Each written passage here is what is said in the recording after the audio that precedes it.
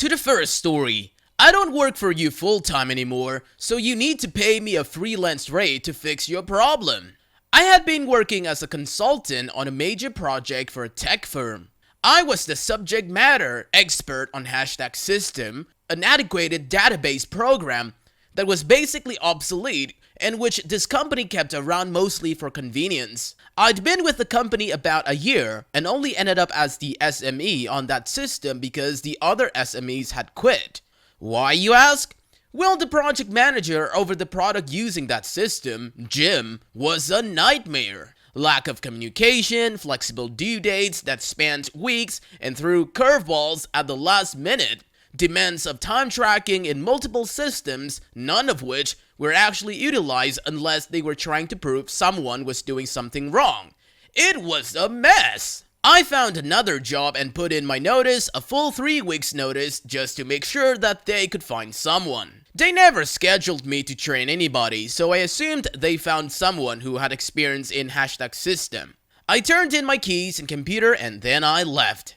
About a week later, I got a call from Jim. We need you to come in and fix an issue we're having. I'm sorry, I don't work there anymore, I said, thinking that maybe the manager had forgotten. I know, but we don't have anyone here who can fix the hashtag system, so we need you. He explained the issue. It was a few hours work fix. Alright, if you would like me to work on hashtag system, then I'm willing to help, but I'll have to charge you by the hour at a contract rate.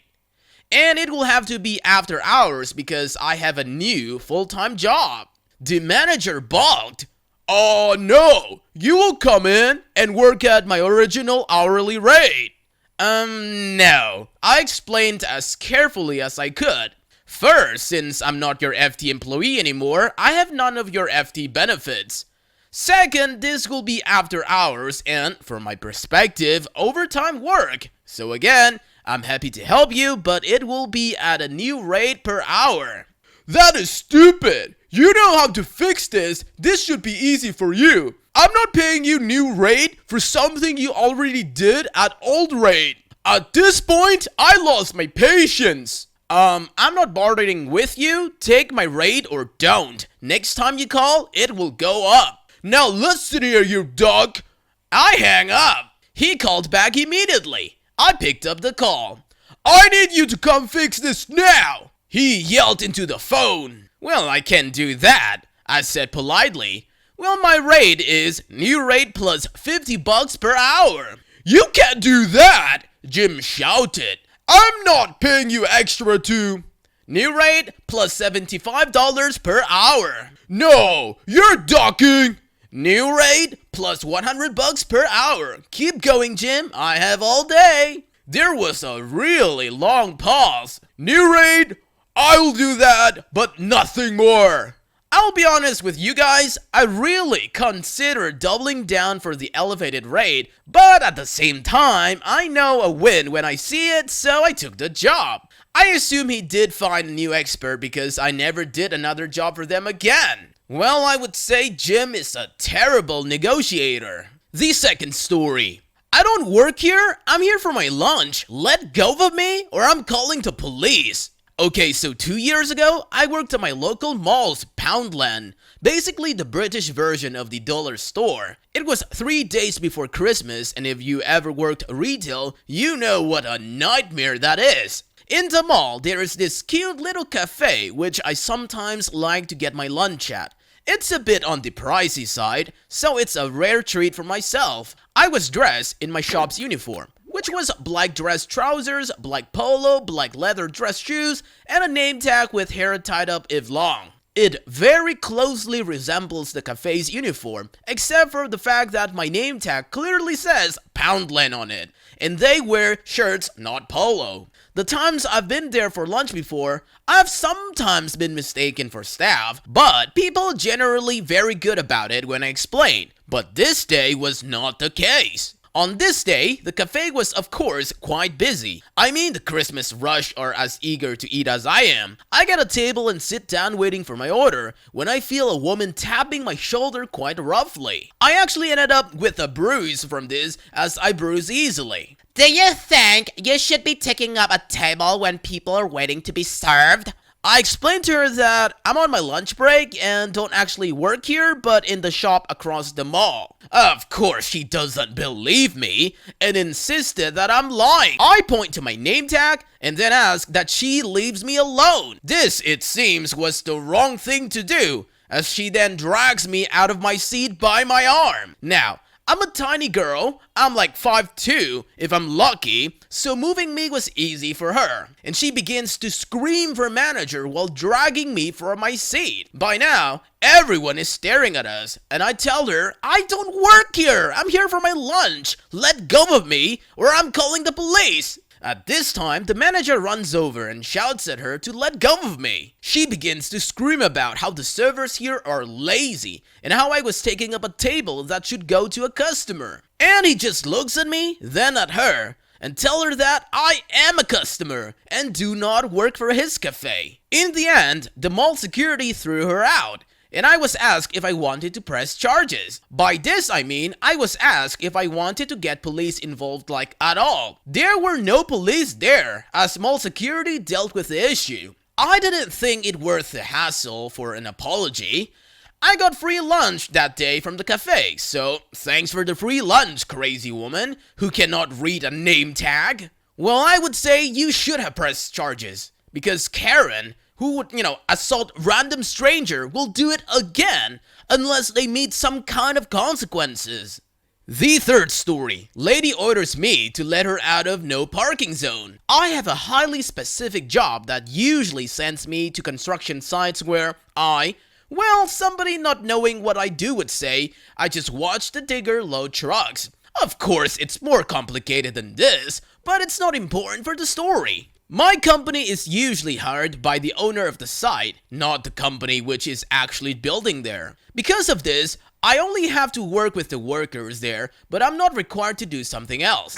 So, on to the story. I was sent to construction site in the city with very few parking space around. Because of this, the company building there had a deal with the city to declare space alongside the road usually used for parking to a no parking zone to be able to store some of their stuff there, and had set up signs to make this clear. It was summer at the time and pretty hot. The operator of the digger and I were the only people on site through lunchtime when some lady shouted to me to come to the entrance of the construction site. I had set myself up in a pretty much the only piece of shadow on the whole site and really wasn't in the mood to leave that spot. So I shouted back to her to tell me what she wants. Turns out she had parked in a no parking zone and hadn't noticed that the workers had set up a movable fence to surround that zone to be able to store their tools there without it getting stolen right away. So her car, a Porsche, was almost boxed in as 2/3 of her car were in the no parking zone. She is still shouting at me, so after seeing what's going on, I get interested and move on. I get to her, covered in dust, taking my time moving up to her. She was in her 40s, maybe, and wore high heels and a nice dress, typical business woman. The whole time she was shouting to me to speed up and move faster. She is in a hurry. So finally, I'm in front of her. Lady. Finally! That took you ages. Now, move that darn fences so I can pull out of there. Why would you even box me in? I turn around slowly and look at her car. I could have been easily for me, even for herself, to move the fence and let her out. But she wasn't very nice and I wasn't obliged to help her. Me, sorry, won't do that. Lady. What? Why would you say that? Let me out! And say some other not nice word. Me, well, I don't work here. I said that standing in front of the fence covered in dust, wearing my high visibility vest and my hard hat.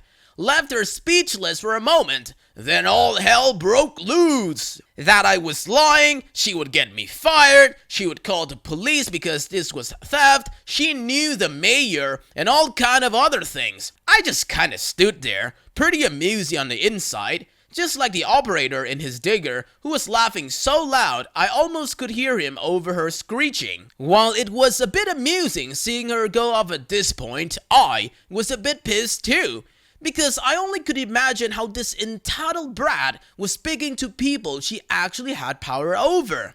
While she was in her tirade, two policemen turned the corner. She must have noticed the grin on my face because she abruptly turned around and saw the two approaching her car. Lady, Finally, someone who can help me. Tell this trash to move the fence so I can pull out. the two policemen looked at her and then at her car and finally at me. One of them walked to the vehicle and the other approached me. PM, what's going on here? Me, well, she ordered me to let her out of the no parking zone, but I don't work for building company's name. I pointed to the big signs where the well-known building company advertised itself and to my name tag. I wear one in my high visibility vest with my company's name on. The policeman understood very fast. This is no parking zone are pretty common in the city. He walked over to his colleague, who was the target of the woman now, and said a few words to him. He pulled out a small book and began writing a ticket. Only then, it dawned on the lady that she was in trouble. She still kept shouting that she did nothing wrong because she was boxed in and wouldn't be in the no parking zone if only I would let her pull away. PM, he doesn't work here and you're parking in a no parking zone, so here's your ticket. He handed her the ticket and moved the fence to let her pull out. She was standing there a few seconds with the ticket in hands, speechless. Then she got on her car, giving me the stink eye, and went off. I tipped my hard hat when the two policemen continued their walk and went back to tell the operator of the digger what happened. Had a good laugh after all. Well, it's always nice to see bad things happen to bad people. There is karma, justice in the world. On to the fourth story. Appears I meet the requirements. Welcome to Boxmart. I'm the guy in the black skirts and a lanyard that says FBI crime scene, do not cross, attached to a badge with not this place clearly named. Never mind, I'm with my wife and kid. Twice I wander off to grab something we skipped or forgot. Twice random ask me where to find things.